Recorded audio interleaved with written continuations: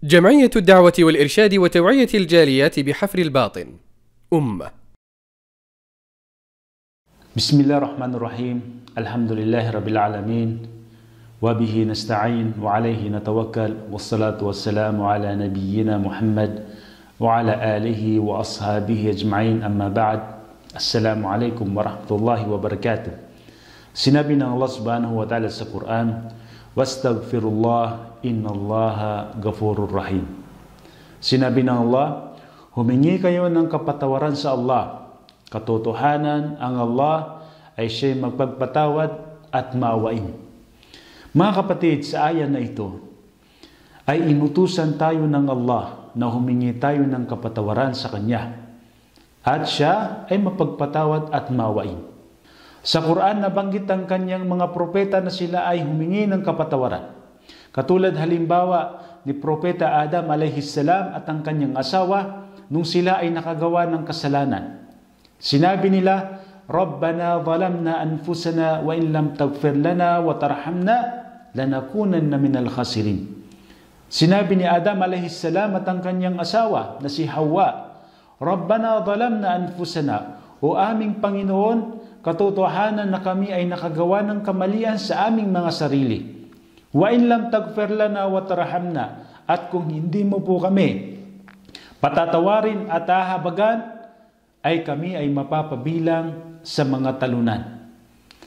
Mga kapatid, sa pananampalataya, sa mga ibang propeta ay nabanggit din sa Quran na sila ay humingi ng kapatawaran.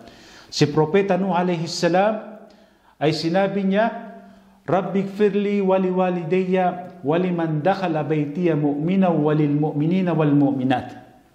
Sinabi ni Nuh alayhissalam, "O Panginoon ko, ako po ay patawarin niyo at ang aking mga magulang, at ang sinumang pumasok sa aking tahanan bilang isang naniniwala, at ang mga naniniwalang mga kalalakihan, ang mga naniniwalang mga babae." Si Propeta Musa alayhissalam ay nabanggit din na siya'y humingi ng kapatawaran at kanyang sinabi, "Rabbi inni zalamtu nafsi faghfirli." O aking Panginoon, katotohanan na ako ay nakagawa ng kamalian o kasalanan sa aking sarili, kaya patawarin mo po ako. Si Propeta Dawud alayhissalam ay nabanggit din sa Quran. Sabi sa Quran, "Fastaghfara rabbahu wa kharra raki'an wa anab." Siya ay humingi ng kapatawaran sa kanyang Panginoon at siya ay napayukong sumubsob. Ibig sabihin ay nagpatira pa at nagbalik loob. Si Propeta Sulaiman alayhissalam ay nabanggit din sa Quran na kanyang sinabi, "Rabbi gfirli wa habli mulkan la yanbaghi li ahadin min ba'di." Sinabi ni Sulaiman alayhissalam na, "O aking Panginoon, patawarin mo po ako at ipagkaloob mo sa akin ng isang kaharian na hindi maaaring angkinin ng sinuman pagkaraan ko." Ganon din ang ating mahal na Propeta Muhammad sallallahu alaihi wasallam na nabanggit sa Quran. Sinabi, "Wastaghfir li dhanbik walil mu'minina wal mu'minat." Sinabi ng Allah, at humingi ka ng kapatawaran para sa iyong kasalanan at para sa mga naniniwalang lalaki at mga naniniwalang babae. Mga kapatid, sa pananampalatayang Islam, ang kahigitan ng paghingi ng kapatawaran o ang istighfar, ito, nabuburan niya ang ating mga kasalanan. At ang Allah subhanahu wa ta'ala ay nagsabi na patatawarin niya tayo. Katulad halimbawa sa Hadithul Qudsi, nabanggit doon na sinabi ng Allah, "Ya ibadi, innakum takhta'una bil-layli wan-nahar, wa ana aghfiru dhunuba jami'a. Fastaghfiruni aghfir lakum." Sinabi ng Allah sa Hadithul Qudsi, "O aking alipin, katotohanan na kayo ay nagkakamali sa araw at gabi, at ako ang nagpapatawad sa lahat ng kasalanan. Fastaghfiruni aghfir lakum." At humingi kayo ng kapatawaran sa akin at patatawarin ko kayo. Kabilang po yan sa mga kahigitan ng pag-istighfar o ang paghingi ng kapatawaran sa Allah subhanahu wa ta'ala. Ang istighfar, mga kapatid, ito ay napakadakilang pagsamba sa Allah subhanahu wa ta'ala, sapagkat ito ay pag-amin ng isang alipin sa kanyang kasalanan at humihingi siya ng kapatawaran sa kanyang Panginoon. At ganun din, ang Allah subhanahu wa ta'ala, kapag ang isang alipin ay nakagawa ng kasalanan at pagkatapos ay humingi siya ng kapatawaran sa Allah, ay matatagpuan niya ang Allah subhanahu wa ta'ala na handang tumanggap ng kanyang mga kasalanan. Matatagpuan niya ang Allah na siya ay mapagpatawad at maawain. Sinabi ng Allah subhanahu wa ta'ala sa Quran, وَمَنْ يَعْمَلْ سُوءًا أَوْ يَظْلِمْ نَفْسَهُ ثُمَّ اسْتَغْفَرَ يَجِدِ اللَّهَ غَفُورًا رَحِيمًا.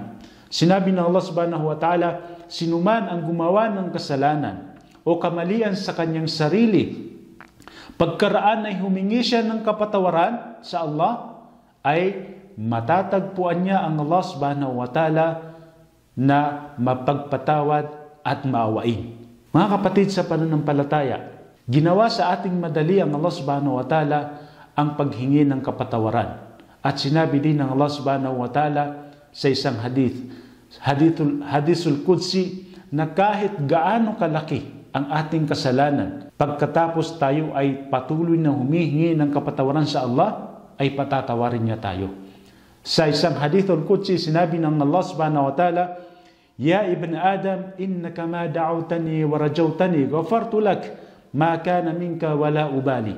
Sinabi ng Allah subhanahu wa ta'ala sa hadithul Qudsi, O anak ni Adam, ako'y patuloy na patatawarin ka. Panatiliin lamang ang pagtawag sa akin at umasa sa akin. Maka namin ka wala ubali.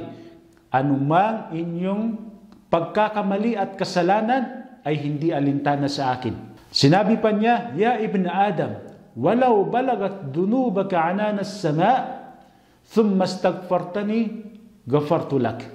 Sinabi pa niya, O anak ni Adam, kahit gaano kalaki ang inyong kasalanan, kahit kasing taas ng kalangitan, pagkaraan ay humingi ka ng kapatawaran sa akin, ghafartu lak, at patatawarin ko ang inyong kasalanan. Mga kapatid sa pananampalataya, ito ay napakagandang hadith na kung saan sinabi mismo ng Allah sa atin na patatawarin niya tayo kahit ang ating mga kasalanan ay umabot pa kasing taas ng langit.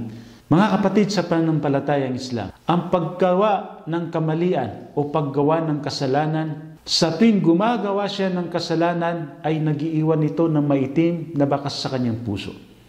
So, kapag ito ay dumami ng dumami, ay mapapalibutan na maitim ang kanyang puso. Kaya naman ginawa sa atin ang istighfar upang nabubura ang ating mga kasalanan. Nabubura ang ating mga kasalanan at manatiling maputi o malinis ang ating mga puso. Mga kapatid sa pananampalataya, isa sa kahigitan ng pag-istighfar o paghingi ng kapatawaran sa Allah, napipigilan niya ang parusa sa Kanya. Sinabi ng Allah subhanahu wa ta'ala, وَمَا كَانَ اللَّهُ مُعَذِّبُهُمْ وَهُمْ يَسْتَغْفِرُونَ. At sila ay hindi parurusahan ng Allah habang sila ay patuloy na humihingi ng kapatawaran sa Allah subhanahu wa ta'ala. Ang pagkakamali ay isang normal sa isang tao. Makagawa tayo ng kamalian na minsan hindi natin namamalayan. Maaaring sa pamamagitan ng ating pananalita at maaaring sa pamamagitan ng ating mga gawa. Subalit, kapag tayo ay nakagawa ng kamalian o kasalanan, ay gumawa tayo o sundan natin agad ng paghingi ng kapatawaran. Dito sinabi ng Allah subhanahu wa ta'ala, وَالَّذِينَ إِذَا فَعَلُوا فَاحِشَةً أَوْ ظَلَمُوا أَنفُسَهُمْ ذَكَرُوا اللَّهَ فَاسْتَغْفَرُوا لِذُنُوبِهِمْ وَمَن يَغْفِرُ الذُّنُوبَ إِلَّا اللَّهُ. Sinabi ng Allah subhanahu wa ta'ala, at sila yung nakagawa ng mga fahisha, kahalayan, o nakagawa ng mga kamalian sa kanilang mga sarili, at inaalala nila ang Allah, at pagkaraan sila ay humingi ng kapatawaran para sa kanilang mga sarili, wa may yaghfiru dhunuba illa Allah, at sino ang magpapatawad sa kanilang mga kasalanan maliban sa Allah subhanahu wa ta'ala. Mga kapatid sa pananampalataya, ang Allah subhanahu wa ta'ala ay napakaraming beses na sinabi niya sa Quran na humingi tayo ng kapatawaran at patatawarin niya tayo. At dito nga, maging ang mahal na propeta sallallahu alaihi wasallam ay humihingi siya ng kapatawaran sa isang araw ng 100 beses.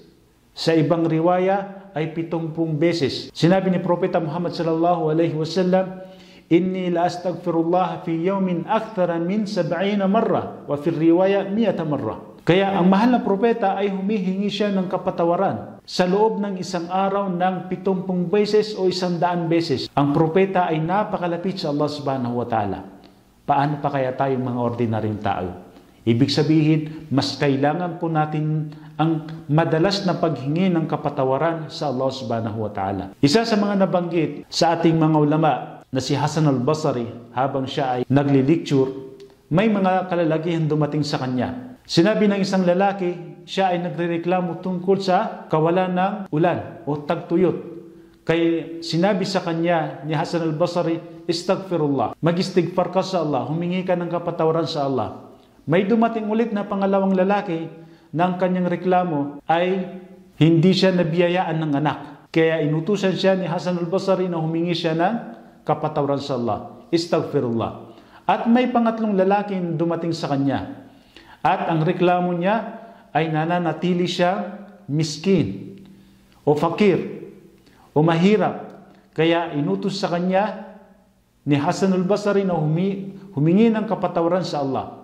So sa tatlong lalaking yun na magkakaiba ng reklamo sa buhay, ay isa lang ang solusyon na ibinigay sa kanila ni Hasan al-Basri, ang paghingi ng kapatawaran o ang istighfar. At pagkaraan ay binasa ni Hasan al-Basri ang aya na ito.